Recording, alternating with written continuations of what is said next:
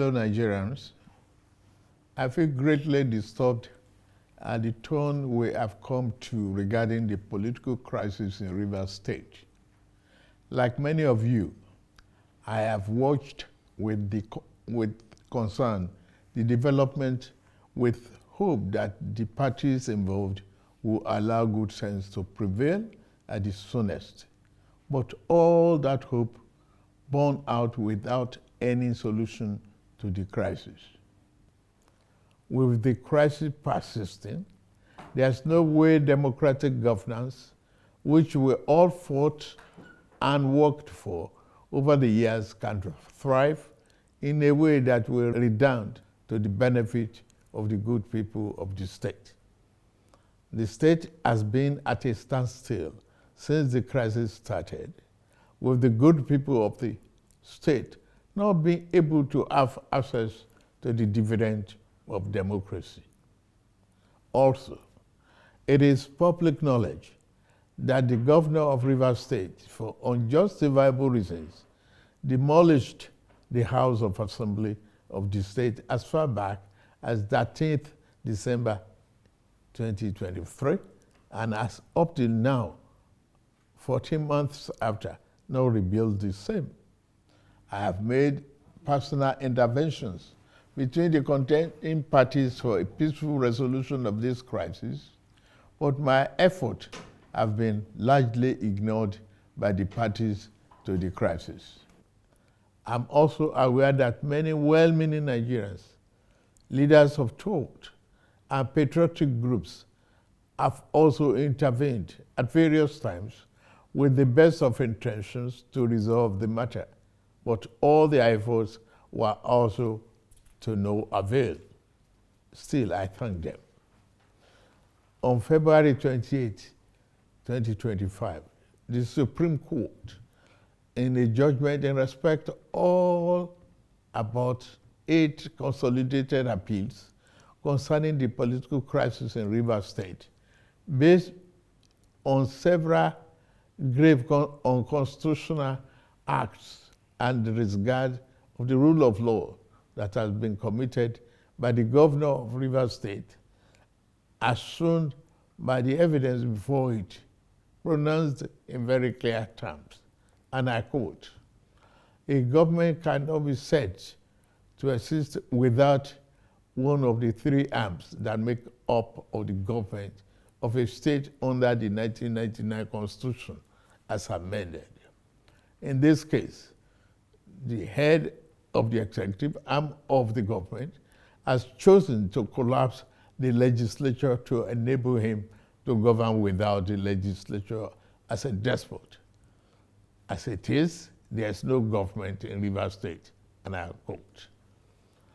The above pronouncement came after a catalogue of judicial findings of constitutional breaches against Governor Siminalayi Fubara.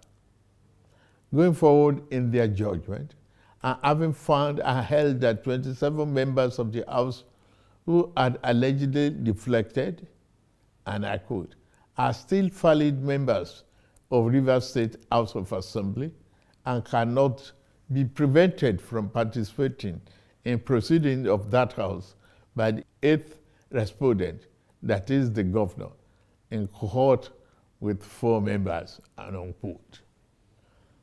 The Supreme Court then made some orders to restore the state to immediate constitutional democracy. These orders include the immediate passing of an appropriation bill by the Rivers State House of Assembly, which up to now has not been facilitated. Some militants had threatened fire and brimstone against their perceived enemies of the governor, who has up to now not disowned them. Apart from that, both the House and the governor have not been able to work together. Both of them do not realize that they are in office to work together for the peace and good governance of the state. The latest security report made available to me show that between yesterday and today, there have been disturbing incidents of vandalization of pipelines by some militants without governor taking any action to curtail them.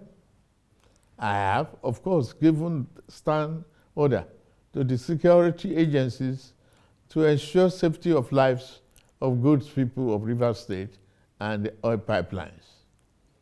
With all this and many more, no good and responsible president will stand by and allow the grave situation to continue without taking remedial steps prescribed by the Constitution to address the situation in the state, which no doubt requires extraordinary measures to restore good governance, peace, order, and security.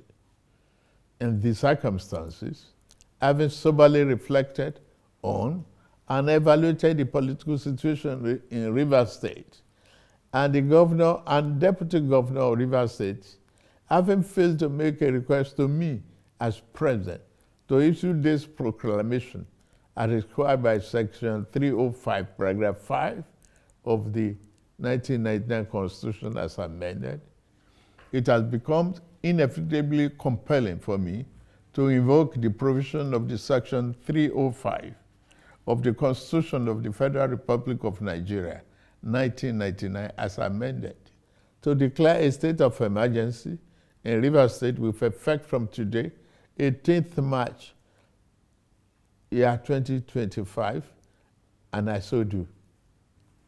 By this declaration, the governor of Rivers State, Mr. Similaye Fubara, his deputy, Mrs. Ngozi Odu, and all elected members of the House of Assembly state are hereby suspended for an initial period of 6 months. In the meantime, I hereby nominate Vice Admiral Ibok-Ete, Ibas retired, as administrator to take charge of the affairs of the state in the interests of the good people of Rivers State.